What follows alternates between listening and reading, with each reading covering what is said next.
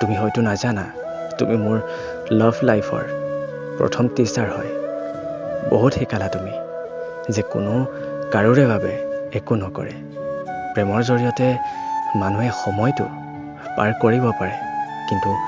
জীৱন জীয়াবলৈ পইচা বহুত ইম্পৰ্টেণ্ট হয় সঁচা পইচা বহুত ইম্পৰ্টেণ্ট কিন্তু আমাৰ দুয়োটাৰ বাবে পইচাৰ ইমান প্ৰয়োজন নাছিল যিমান তুমি মোক কৈছিলা